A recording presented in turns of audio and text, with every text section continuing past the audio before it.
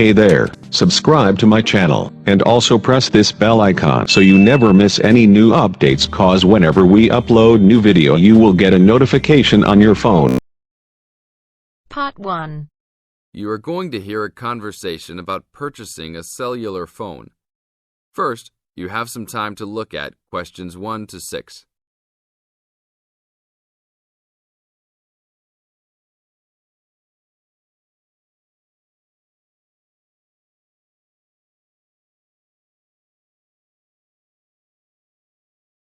Now listen to the tape and answer questions 1 to 6. Excuse me, can you give me some information about purchasing a cellular phone? Of course, my pleasure.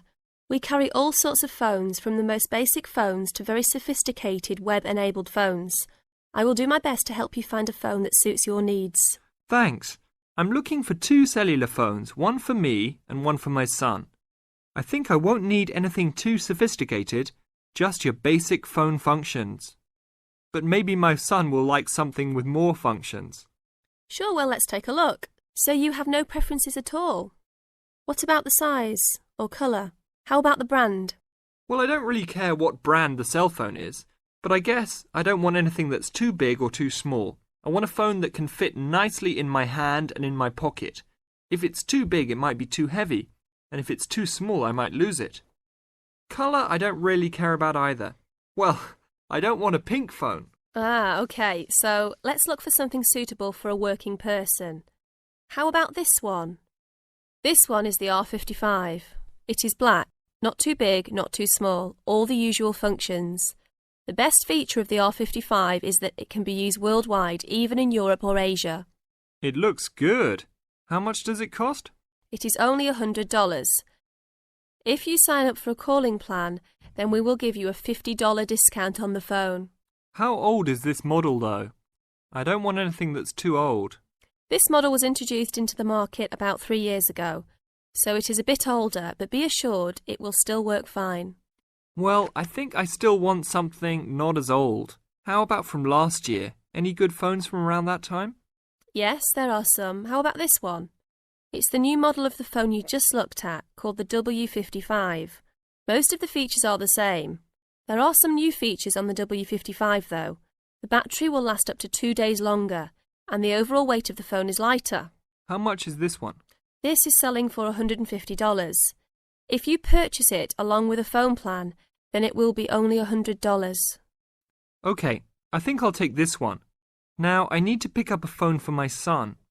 I think he'll want something more trendy, so how about a new model for him? Nothing too extravagant or expensive, though. This right here is the newest offering from the leading company in the cellular phone business. The phone is called the Rocket. It is well suited for teenage users. Among the teen-friendly features are 10 songs to choose from, a free messaging system that allows friends to send text to each other, and voice recognition dialing. The thing most younger users like about the Rocket is that it has a screen that changes colours. All this for only $100 with a purchase of a 1-year phone plan. Sounds like something my son will like. Can I sign us both up at once? Yes, of course. Both of you can share one plan. You will pay only $50 a month for both of you to share a plan. That's it? Only $50 a month? Yes, that's all. Now look at questions 7 to 10.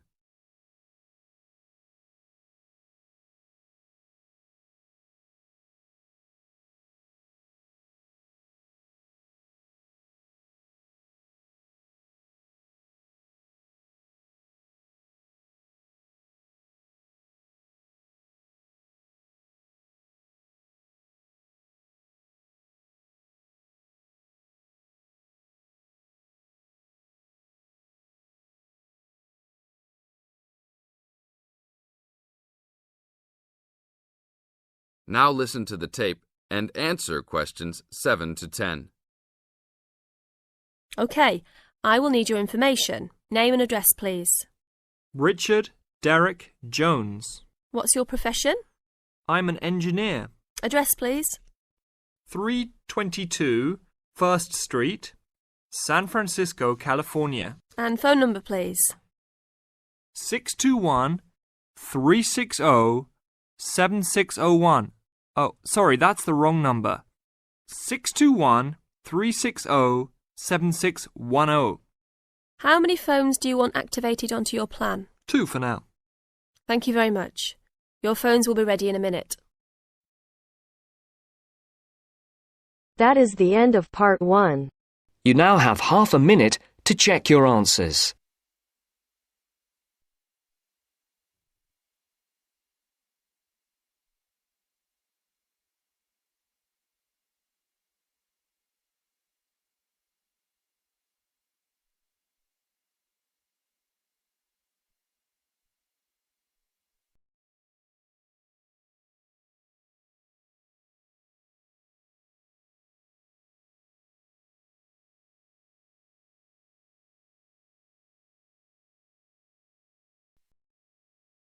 Now turns to part 2.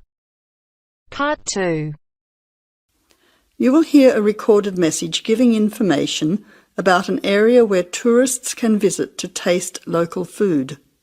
First, you will have some time to look at questions 11 to 13.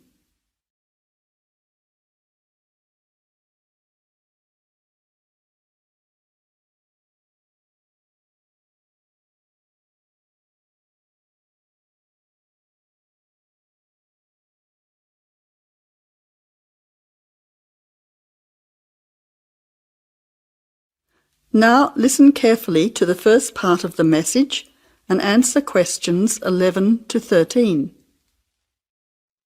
Welcome to the tourist information line for the Valley Food Trail. Here you will find many local food products for you to sample and buy. It is possible for you to spend as much or as little time as you want, but I suggest that you allow a full day for touring this area. Of course, there are many half-day tours available for those of you short on time. Now, it's quite a large area and stretches from Brookville to Ford Hill. For those of you unfamiliar with the area, that means that it is 10 kilometres to 35 kilometres from the city centre, or by car 15 minutes to the closest point, continuing to 55 minutes at its furthest point from the CBD.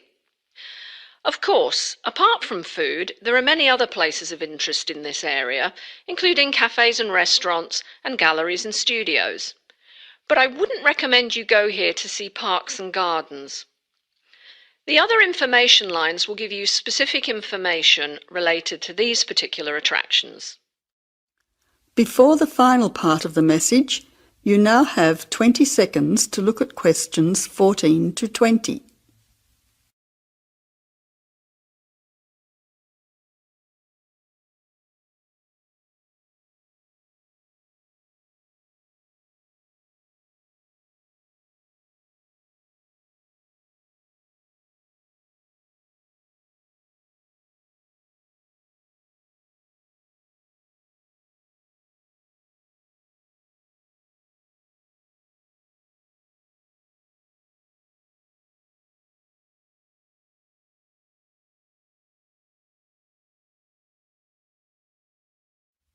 Now answer questions 14 to 20.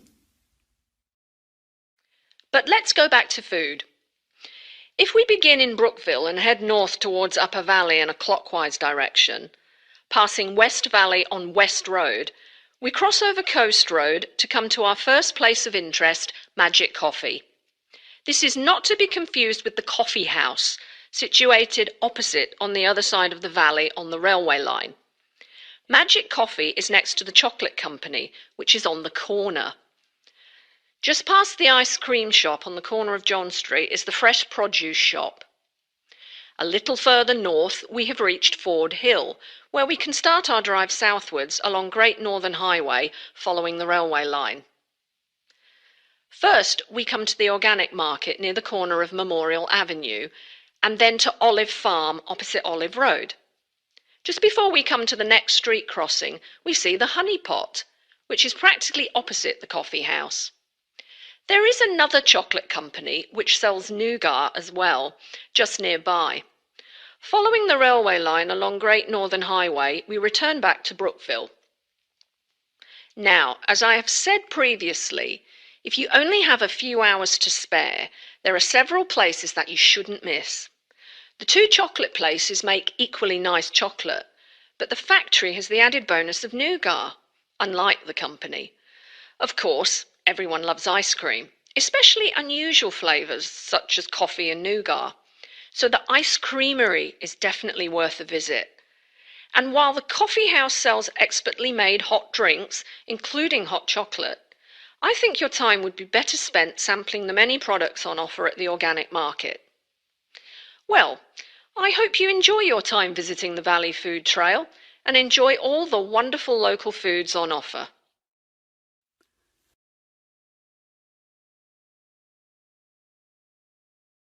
That is the end of part 2. You now have half a minute to check your answers.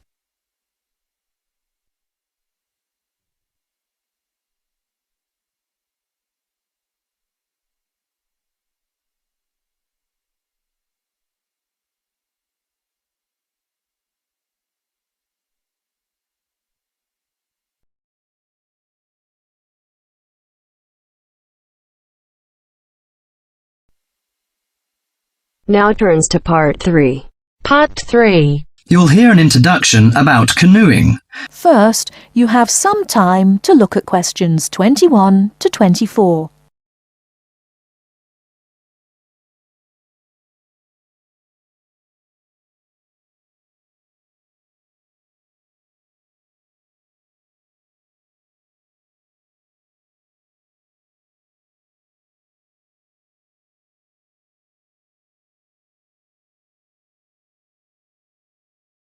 Now, listen carefully and answer questions 21 to 24. Have you imagined paddling around on a river in a small boat? Canoes, which are narrow boats and usually hold 1 or 2 people at the most, are particularly well known for being unstable and turning over in the water. But more and more people enjoy this dangerous sport. Today, Cynthia Bocci, an adult education teacher and an addict of canoeing as well, will share her experience of canoeing with us. Cynthia, when did you begin this sport? Well, I started it 6 or 7 years ago, and soon I got attracted by the exercise. I have to admit that it brings me great fun. It's become part of my life. So, could you describe how you do it? At first, I think you need some like-minded friends. The friends who share the same interest with you. It's no fun at all if you canoe alone. Usually, we assemble in a parking shelter near the Island Lake Recreation Area. We pull our canoes from inside the vans, lift them from atop the cars and trucks, and attach wheels to help transport them to the shores of the lake beside the boat dock. What equipment do you need for the sport? Well, first and foremost, a canoe, of course. The price ranges from £300 to £700, depending on the material they're made from. The more you can pay, the better, really. Personally, I wouldn't look at anything under £500, but that obviously depends on your budget. You also need a hard helmet to protect yourself against rocks when you fall out of the canoe, and believe me, that is very likely to happen. Because of this, it's a must for a beginner to wear a wetsuit. Oh, bathing suits don't work really. Sometimes a life jacket is a necessity in case you fall into water and no one else is nearby. Before you hear the rest of the talk, you have some time to look at questions 25 to 30.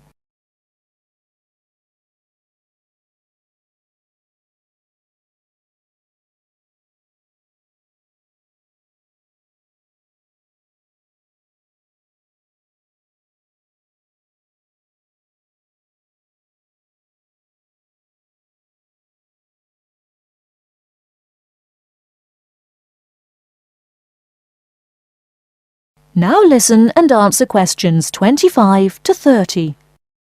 Think it's all worth it? Absolutely. I just love it. It's exciting, exhilarating, yet it's peaceful and it's calm. You can work as hard as you want to, or you can take it easy. In addition to having fun, canoeing offers a workout without realizing you're working out. Besides being a great exercise, which is good to heart and lungs, you gain strength and mobility. You build strength not only by paddling, but also from lifting and carrying your canoes. You can also exercise your mobility. Frankly, I never had upper body strength until I started canoeing. Now I can pick my canoe up and carry it on my shoulder with no problem. However, it's not just a workout of the upper body, but also a total body workout. If you're doing it correctly, it's a great calorie burner. And more important to me, paddling isn't strictly about exercise. It's as much about the peace and relaxation that comes from being out on the water. I saw it described on a brochure as liquid medicine for the soul, and that is so accurate. It allows you to take a mental break from your ordinary routine. It's a lot of fun and you meet a lot of great people. We connect on the waterways by responding to email invitations, posting on websites and club announcements. Also, it's a great way to get an up-close view of nature. You can sneak up on wildlife. I've been right next to ducks, deer, and all kinds of birds. You just get a different view than you can get on land. I especially enjoy camping by canoe. It's like backpacking without having to carry a pack on your back. You can put everything you need in the hatches of the canoe. Have you experienced this kind of camping? Well, whatever you say about this sport, it's never dull. I think on one level it's a serious activity and you can become a real champion, but it's a small group who take it that far. But for most, it's a fantastic sport for anyone who likes adventure. That is the end of part 3. You now have half a minute to check your answers.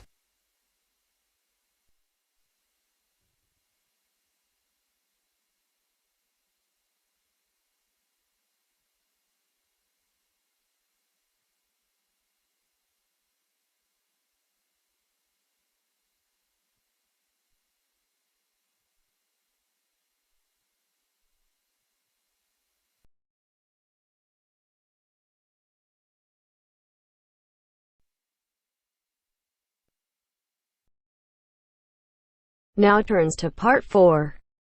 Part 4. You will hear part of a lecture on the current and future use of mobile phones. You now have 30 seconds to read questions 31 to 35.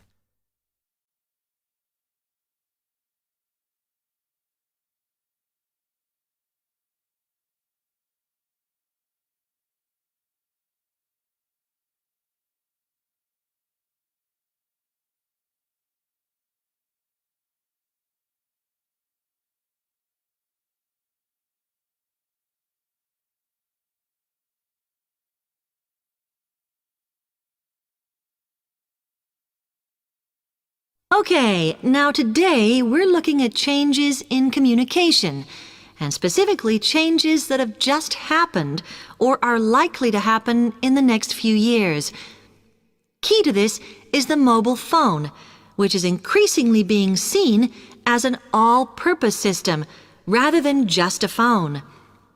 If you only use your phone for texting and making calls now, you will be amazed at how you'll be using it in the future. The technology has been developed for a range of other uses.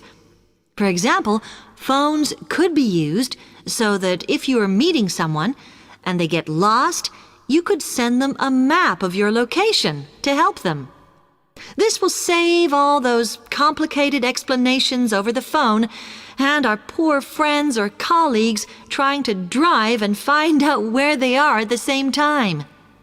And if you get bored waiting, or if you're traveling, for example, you will soon be able to see TV news on your phone as it is actually being broadcast.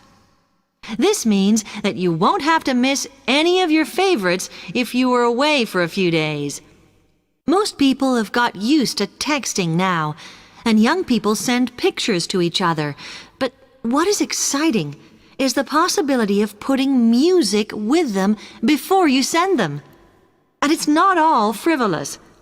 Phones are going to become even more critical in business and education. Some recent developments have a highly practical usage. So, for example, as lecturers, we will be able to send everybody a text to let them know if lectures have been cancelled.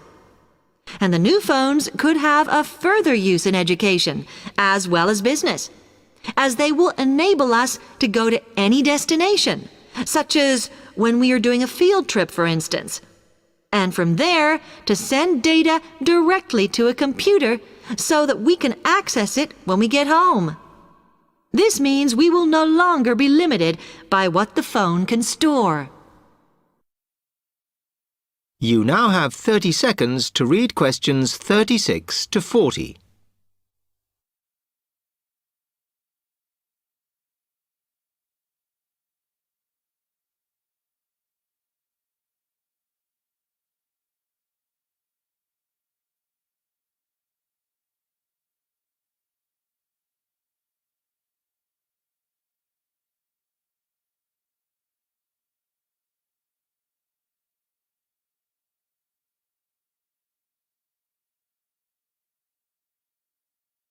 And it's interesting to look at the different ways that men and women use phones now, as that does affect how the technology will develop. Some research has been done on how people use phones, and some of the results are surprising. One of the increasing usages of mobile phones is to get all sorts of data, such as phone numbers, the weather, train times, etc. And while there's been an attempt to set up connections with things that women might be interested in accessing, it is overwhelmingly men who do this. But what about the traditional use of a phone? To speak to people? I suppose we would predict that it is mainly women who use phones as a method of contact for friends and family, but, in fact, the genders exploit this facility equally.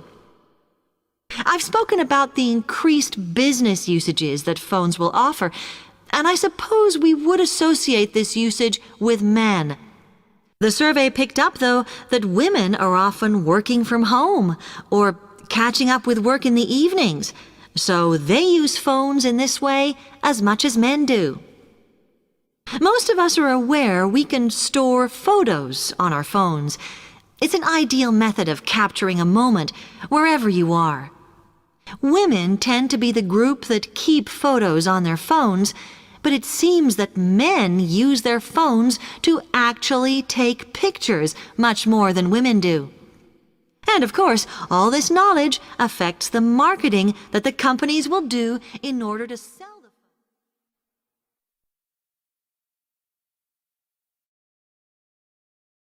That is the end of part 4.